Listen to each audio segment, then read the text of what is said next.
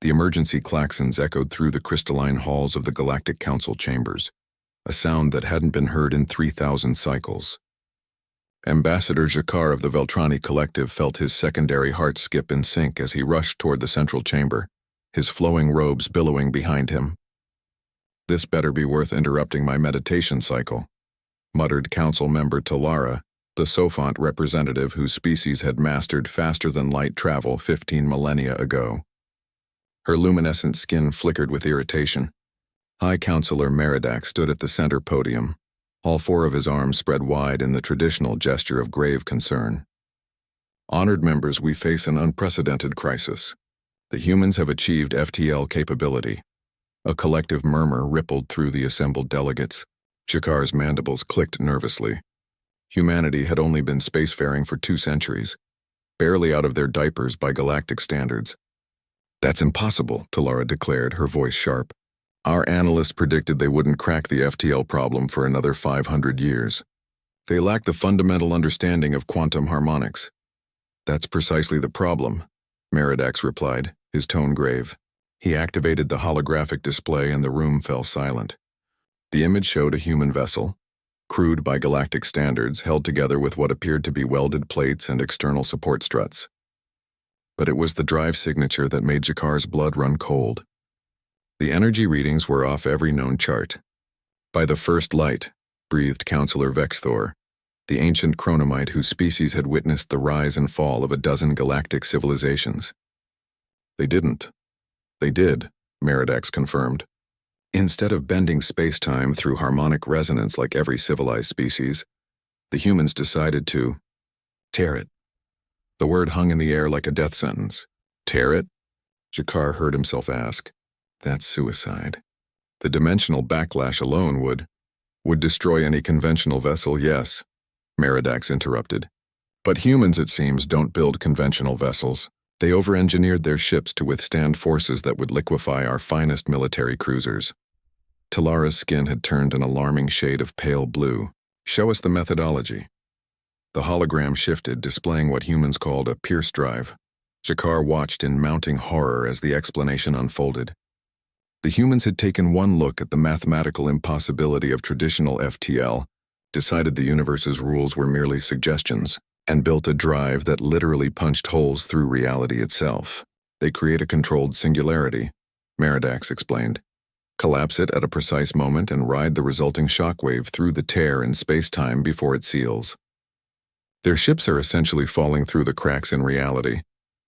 "That's insane," Jakar exclaimed. "The energy requirements alone." "They use antimatter reactors," Vexthor said quietly, having pulled up the technical specifications. "Massive ones. Each human FTL vessel carries enough antimatter to sterilize a small moon. And they're flying these things near populated systems?" Talara's voice had risen to a panicked pitch. "3 of their ships have already made successful jumps," Meridax confirmed. "They've traveled distances that would take our fastest ships weeks in a matter of hours. The latest ship, the UESN Indomitable, jumped from Earth to the Andromeda Relay in 17 hours. The chamber erupted in chaos. 17 hours. The same journey took the Sophont's most advanced vessels 9 days using their perfected harmonic drives." Jakar's mind raced through the implications. "Have there been any incidents? Dimensional instabilities?" Meridax's expression darkened. 2. During the second test, the tear didn't close properly. It took the humans 3 days to collapse it using a series of nuclear detonations. The third test caused a gravitational anomaly that disrupted orbits in an uninhabited system. "And they're still using this technology?" Talara demanded.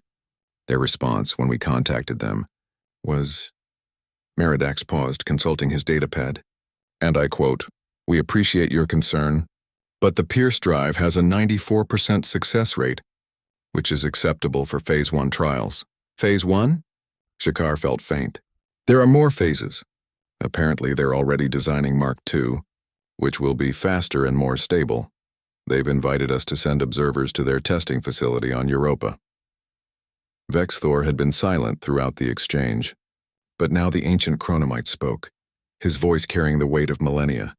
"In all my years across all the species I've encountered, I've never seen such beautiful insanity. They looked at the impossible and decided to go around it by breaking the fundamental laws of physics. We need to stop them, Talara insisted. Quarantine their space, sanction their government, something. On what grounds? Meridax asked. They haven't violated any galactic laws. We have regulations about how to achieve FTL, not about methods we deemed impossible.